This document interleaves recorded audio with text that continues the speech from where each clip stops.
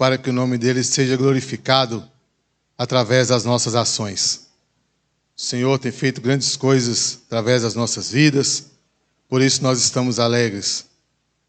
Passamos um período festivo, onde creio que os irmãos podem rever amigos, parentes, familiares, e o Senhor nos deu vitória. E aqui estamos mais uma vez para adorar o nome do Senhor. Um ano que vai se findando, estamos saindo de uma pandemia, e o Senhor tem nos dado vitória, e o campo está se abrindo novamente para pregarmos o Evangelho do Senhor. Já já estaremos retornando com os cultos nos lares, as pregações ao ar livre, para que o nome do Senhor seja glorificado onde quer que nós possamos passar. Evangelho de João, capítulo 5. Glória a Deus.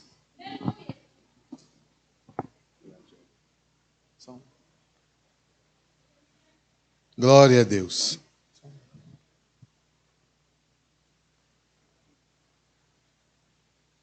Nós às vezes paramos e ficamos pensando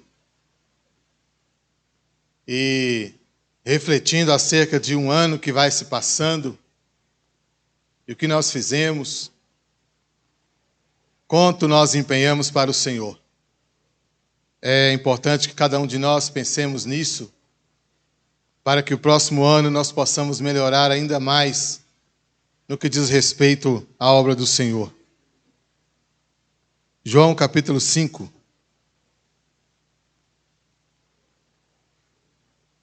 Amém?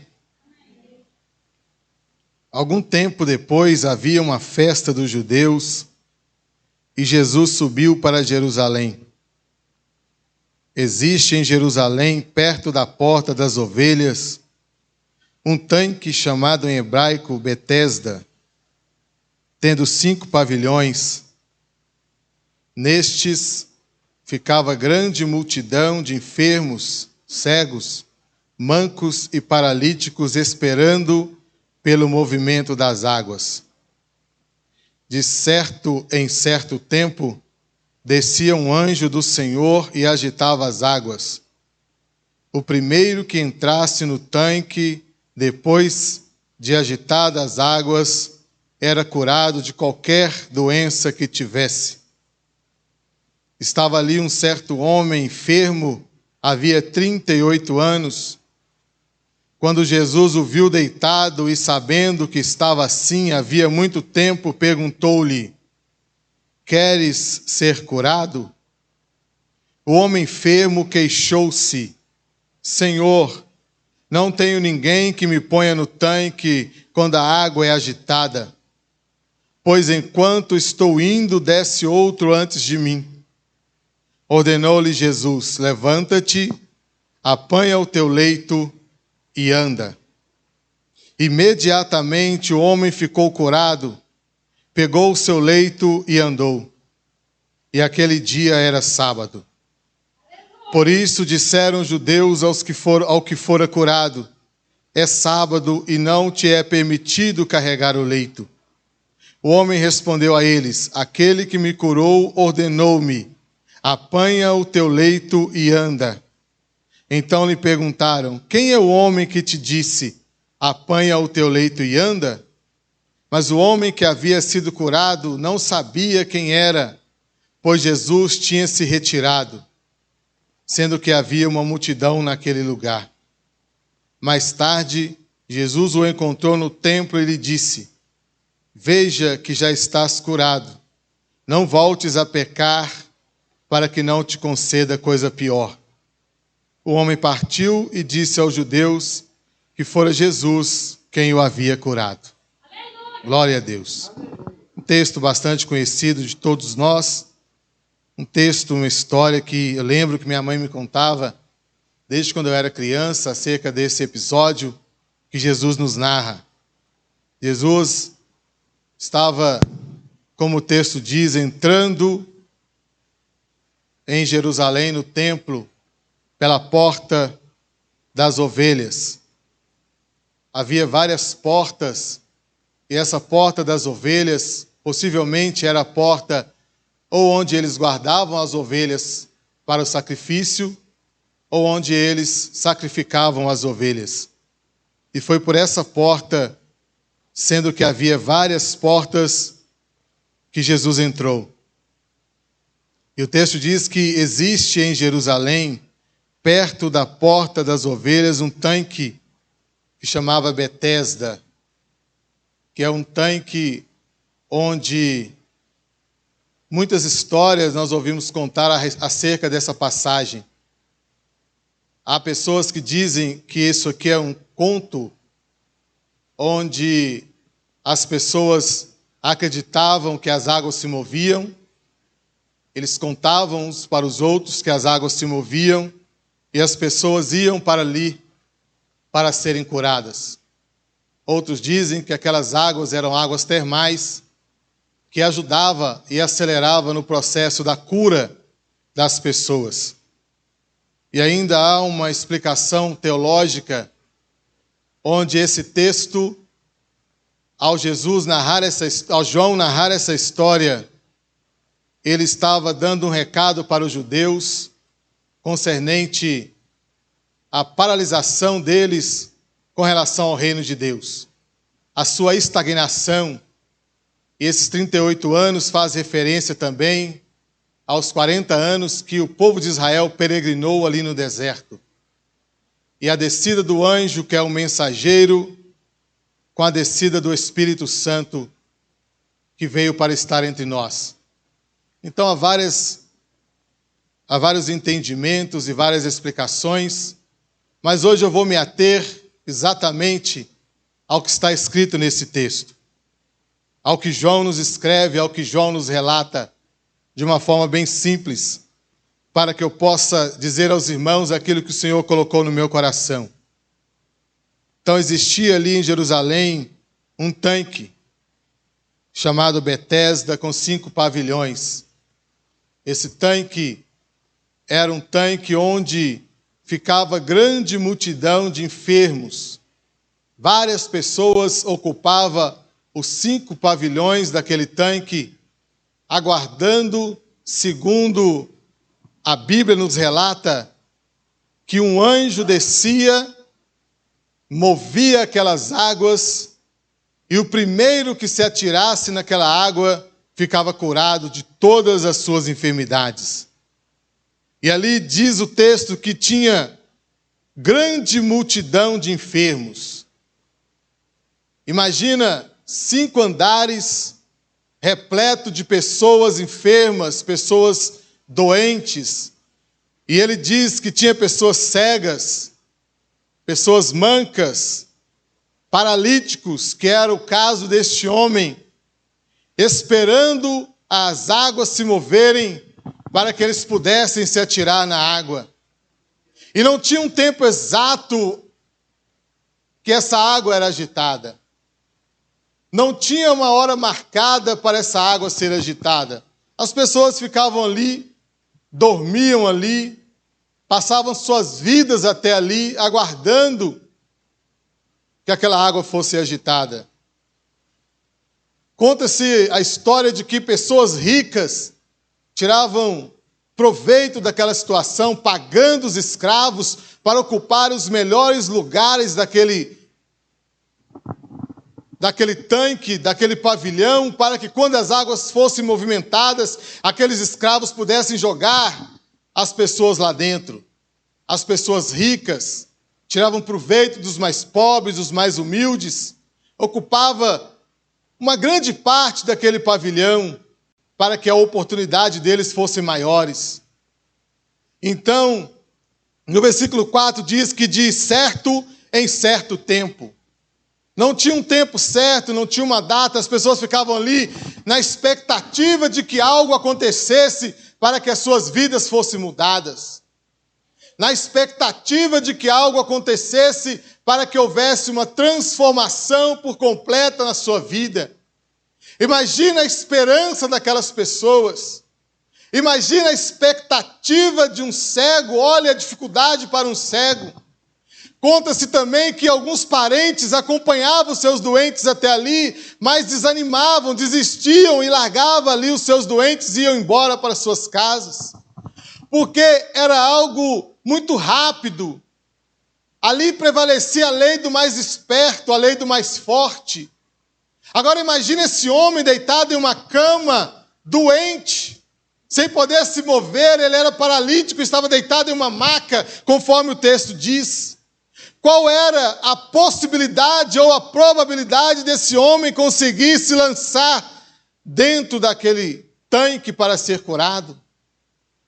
Porque ele não tinha a capacidade de se locomover, ele não tinha como se mover, ele não tinha como descer até aquele tanque ou se jogar naquele tanque. Então o texto diz ainda no versículo 4 que o primeiro que entrasse no tanque, somente o primeiro que caísse, que tocasse na água, ele sairia de lá curado, os outros não. E às vezes eu imagino que talvez pulasse 10, pulasse 50, pulasse 100, pulasse 1000. E qual era a expectativa? Como eu saberia que se eu cair primeiro ou não, se eu cair segundo ou não, se era a minha hora ou não? E aí muitos morriam afogados porque eram doentes, não conseguiam sair. Outros, sendo amparados talvez pelos seus parentes, conseguiam sair. Mas esse homem, por não conseguir se mover, ele não conseguiu ter a sua oportunidade de entrar naquelas águas para ser curado. E o texto diz que eles eram curados de qualquer doença que eles tivessem. Poderia estar faltando membro, poderia, como o texto diz, estar cego, estar manco, paralítico. Se ele conseguisse cair nas águas primeiro, ele sairia dali curado. E o versículo 5 diz que ali havia um certo homem, a Bíblia não diz o nome deste homem, enfermo, já havia 38 anos. O texto não diz que ele tinha 38 anos. O texto não diz que ele estava ali há 38 anos. O texto diz que ele estava enfermo há 38 anos. Nós não sabemos se a sua família o levou algumas vezes e o retornou com ele para casa. Nós não sabemos se no primeiro mês a sua família foi com ele e aí depois desanimou. Depois de 30 dias, de 20 dias, de 15 dias, o certo é que aquele homem estava enfermo, já havia 38 anos, era 38 anos de espera, 38 anos de expectativa, 38 anos esperando algo acontecer na sua vida que pudesse mudar a sua realidade. E aquele homem estava disposto a ficar ali, talvez por muitos anos, a Bíblia não diz quantos anos ele ficou ali, esperando que a sua realidade fosse mudada, esperando uma nova oportunidade para recomeçar uma nova vida. Irmãos, e quando eu estudava esse texto, eu fiquei pensando nesse ano que vai se findando. Quantas pessoas estão esperando o ano virar? Porque acha que um novo ano começando vai mudar alguma coisa na sua vida. Porque acha que quando conhecer uma outra pessoa vai mudar alguma coisa na sua vida. Esse homem colocou as suas expectativas em pessoas humanas. Esse homem colocou as suas expectativas somente naquilo que estava ao alcance dos seus olhos, esperando que algo diferente acontecesse para que a sua realidade fosse mudada. Eu sei que existe um calendário, eu sei que existe algo que nós seguimos, onde o dia passa e vem a noite, depois vem um novo dia, mas às vezes eu fico pensando, eu fico nos meus devaneios, eu fico filosofando comigo mesmo dentro da minha casa, e eu fico pensando que não existe dia, não existe outro dia, para mim os dias são os mesmos. Nada muda, nada acontece diferente, porque se nós não movimentar as coisas, nada muda. Se você deixar um carro parado lá na rua, vai ficar parado lá para sempre. Uma árvore que nasce, ela vai ficar lá para sempre. Então, eu fico pensando às vezes que as coisas não mudam se você não movimentar. As coisas não acontecem se você não fizer acontecer. Eu lembro uma vez, eu era recém-chegado aqui no Sagrada Família, e foi na virada de ano, o pastor Felipe trouxe uma mensagem, ele disse que de nada adianta um novo ano se você não estiver disposto a mudar as coisas na sua vida. Se você não estiver disposto a fazer que as coisas sejam diferentes na sua vida. O que é um novo ano? O que é um novo dia? É somente uma mudança no calendário. Se eu determinar no meu coração que eu vou continuar sendo a mesma pessoa desanimada, a mesma pessoa morna, a mesma pessoa que tem uma visão limitada, a mesma pessoa que sempre espera pelo outro, a mesma pessoa que sempre está esperando uma esmola, uma oferta, o novo ano não vai fazer diferença nenhuma na minha vida se eu não mudar as minhas expectativas, se eu não mudar a minha forma de ver o mundo, a minha forma de ver as coisas, se eu não levantar os meus olhos e olhar para Deus, que pode resolver os meus problemas, e ficar olhando somente no nível da minha visão, nada vai mudar. O que é um número a mais no calendário? Se a minha vida continua a mesma, se a minha predisposição de servir a Deus continua a mesma, se a disposição de me desgastar na obra do Senhor continua a mesma.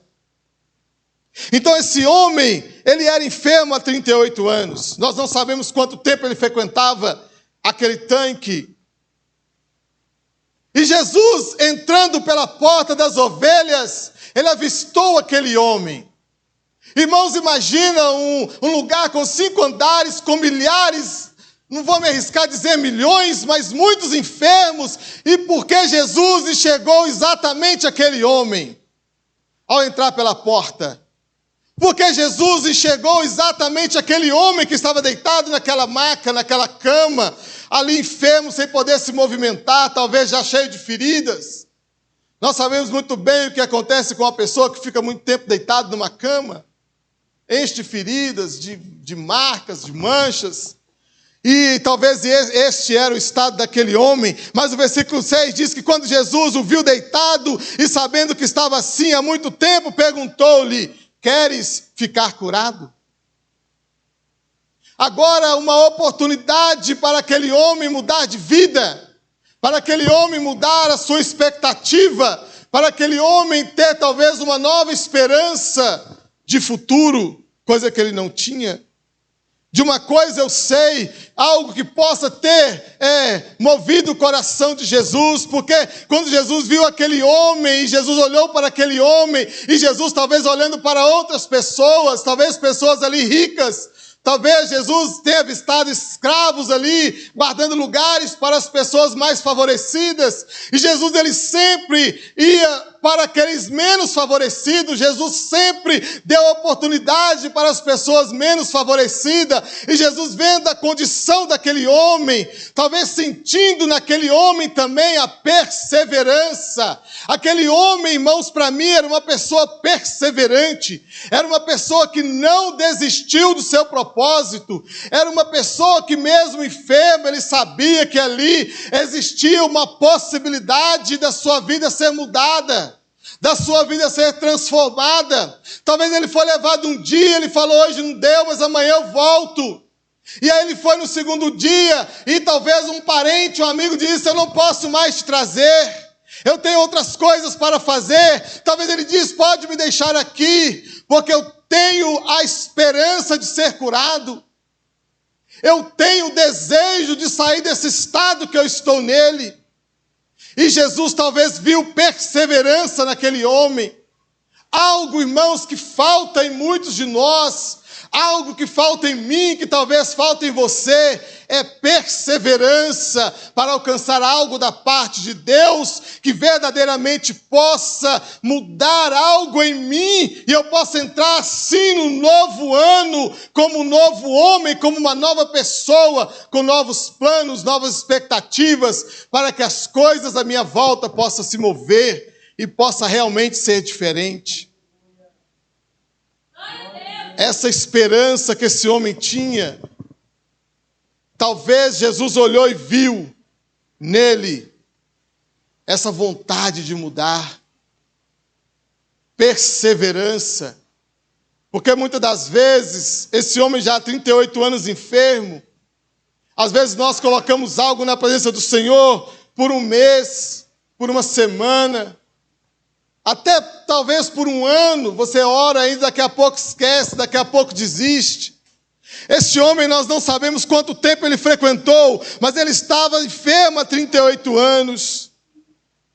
E agora ele tem uma oportunidade de transformar a sua vida. Agora ele tem uma oportunidade de mudar a sua história. Agora o verdadeiro Filho de Deus, aquele que realmente pode resolver o problema, aquele que pode resolver todos os problemas, estava frente a frente com aquele homem. E talvez aquele homem, no seu estado, talvez ele só ouviu a voz e não viu com quem falava com ele. Porque ele estava deitado no chão e os seus olhos estavam fixos naquele tanque. Ele não poderia tirar os olhos daquele tanque. Ao primeiro movimento, talvez nas forças do braço, talvez as suas pernas não se mexiam, mas talvez forçando os braços, ele conseguiria se jogar naquele tanque. Então, pelo texto, eu acredito que quando Jesus se aproxima daquele homem, talvez ele vê ali a sandália de Jesus, a sua túnica, os seus pés, mas ele preocupado com aquilo que até então era a solução para os seus problemas, com aquilo que até então era a expectativa de vida para ele. Então ele olhava para o tanque, os seus olhos estavam direcionados para baixo, porque era ali que ia acontecer aquele movimento que ia mudar a sua vida. E às vezes nós olhando, Jesus perguntando, essa pergunta que Jesus faz para este homem, e às vezes nós não entendemos. Uai, mas o homem é doente, Jesus perguntando se ele quer ficar curado. E aí o homem, deitado na maca, ele vê talvez somente os pés de Jesus. Ele não tem noção de quem está falando com ele. Ele não tem noção de quem ele está na presença. E aquele homem, em vez de dizer, sim, eu quero ser curado, sim, é para isso que eu estou aqui, sim, é isso que eu estou buscando, não, olha o que ele diz. Senhor, não tenho ninguém que me ponha no tanque quando a água é agitada. Pois enquanto estou indo, olha para vocês verem, enquanto estou indo, o que eu imagino, enquanto estou me arrastando, enquanto estou me esforçando para talvez dar uma rolada para cair na água, outro vem e pula no meu lugar. Mas não foi isso que Jesus perguntou para ele. Jesus não queria saber da dificuldade dele. Jesus não queria saber por qual motivo ele não estava sendo curado, porque Jesus já tinha visto que ele estava com um problema e precisava ser resolvido. E quantas vezes nós não fazemos isso, irmãos, com Deus? Quantas vezes nós, na falta da perseverança, nós apresentamos a Deus o nosso problema, que Ele já sabe, e às vezes nós ficamos questionando, reclamando, murmurando, colocando condições, colocando situações para Deus, querendo justificar talvez uma falha nossa, e querendo entender o porquê que Deus ainda não fez aquilo na nossa vida. Sendo que muitas das vezes uma simples resposta basta para que Deus mude a nossa história, para que Deus mude a nossa vida, uma simples atitude nossa é o que basta para Deus. Às vezes Deus nem está esperando muitas coisas, muitos enfeites, palavras bonitas, não, Ele só quer ver a sinceridade do seu coração. Ele só quer que você entenda que Ele é capaz de resolver a sua situação, não importa se ela dura 38 anos, 40, 50, não importa. O que importa é que Ele é capaz de resolver com uma só palavra. Basta uma palavra do nosso Deus e toda a história da nossa vida pode ser mudada. A partir do momento que eu entender que a vida que eu estou levando não dá mais, não pode ser mais assim, e eu colocar isso perante o Senhor, Ele tem poder para mudar a história da nossa vida. E aquele homem se queixou com Jesus, porque ele não estava olhando para Jesus. A preocupação dele era o tanque. A preocupação dele era o movimento das águas. E aí nós nos afogamos nas nossas preocupações, nós nos atolamos nas nossas preocupações e não olhamos para Jesus, que é o autor e consumador da nossa fé, aquele sim que pode resolver os nossos problemas. Porque a nossa visão física ela é limitada, mas a nossa visão espiritual ela transcende o primeiro, o segundo, o terceiro céu, e nós sabemos e entendemos que nós temos um Deus que sim é capaz de resolver todos os nossos problemas. Mas às vezes, como esse homem, estamos olhando para baixo, estamos esperando solução de pessoas, estamos esperando resposta de homens, ajuda de homens, ajuda de pessoas pequenas e às vezes menores do que nós, com a fé menor do que a nossa, enquanto nós temos um Deus que é o dono da esperança, Ele é a própria esperança. Enquanto ele estava lá no tanque de Betesda, buscando uma esperança própria, a esperança encarnada estava diante dele, mas ele não tinha noção de quem estava diante dele, porque a sua visão estava limitada. O que eu peço a Deus, irmãos, é que tire as limitações dos nossos olhos, para que nós possamos enxergar verdadeiramente a grandeza do nosso Deus e o que Ele é capaz de fazer por nós para este próximo ano que está por vir. E Jesus nem discutiu com ele, Jesus simplesmente deu uma ordem: levanta-te, apanha o teu leito e anda. Aquele homem não sabia quem era Jesus. Aquele homem não conhecia Jesus. Mesmo porque, se você ler o texto, você vai ver que quando os judeus o perguntaram quem o curou, ele não sabia. Somente depois que ele encontrou com Jesus novamente no templo, que aí ele foi falar com os judeus que era Jesus quem o tinha curado. Basta uma ordem de Jesus para que as coisas sejam mudadas nas nossas vidas.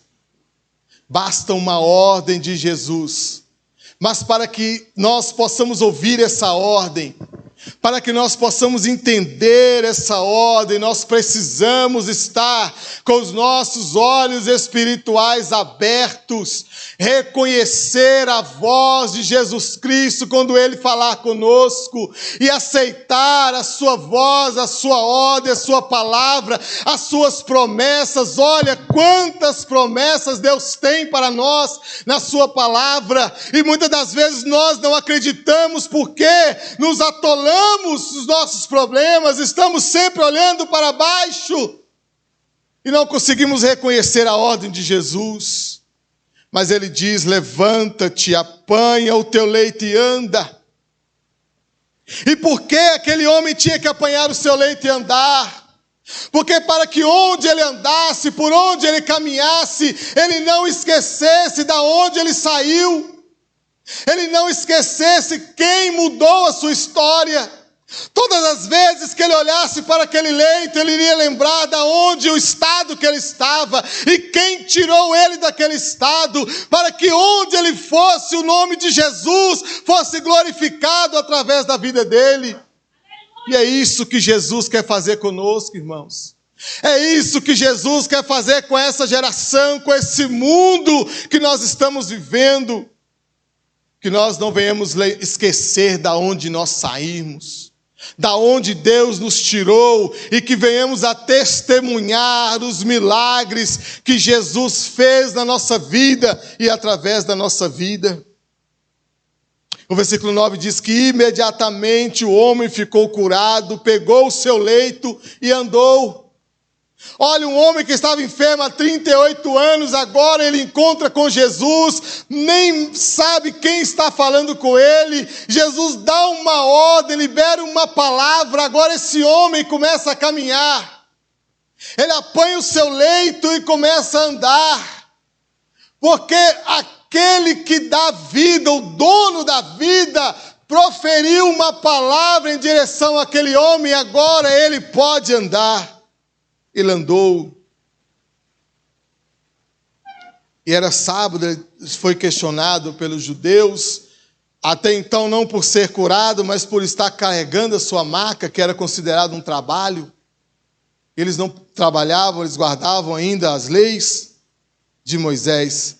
E ele diz, é sábado, e não te é permitido carregar o leito. Olha, irmãos, aquele homem estava ali, aqueles judeus estavam ali.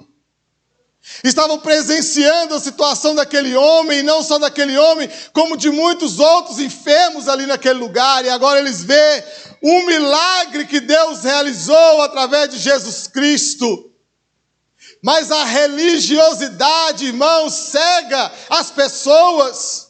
Aqueles homens poderiam ter glorificado a Deus através daquele milagre, mas não. Eles estavam procurando uma ocasião para acusar Jesus, para condenar Jesus. É sábado, não te é permitido carregar o leito. E o homem respondeu, aquele que me curou ordenou-me, apanha o teu leito e anda. Olha para os irmãos ver, ele não sabia quem aproximava dele, ele nem sabia quem tinha dado a ordem. Ele diz, aquele que me curou ordenou para que eu apanhasse o leito e andasse. Então eles perguntaram, quem é o homem que te disse, apanha o teu leito e anda? Eles estavam procurando motivos, porque eles já vinham perseguindo Jesus há muito tempo. Mas o homem, versículo 13, que havia sido curado, não sabia quem era, pois Jesus tinha se retirado, sendo que havia uma multidão naquele lugar. Jesus, se os irmãos olharem, já tinham tentado matar Jesus várias vezes, já tinham tentado prender Jesus, apedrejar Jesus. Então toda vez que uma multidão se aproximava de Jesus, ele dava um jeito de escapar, porque ainda não havia chegado a sua hora, a hora da crucificação. E mais tarde, Jesus já estando no templo, Jesus encontra com aquele homem, e Jesus diz para aquele homem, veja, que agora você está curado, vá, não voltes a pecar. Olha o que Jesus diz para esse homem, agora dentro do templo, já curado. E aí quando Jesus disse essas palavras, ele reconhece quem é Jesus.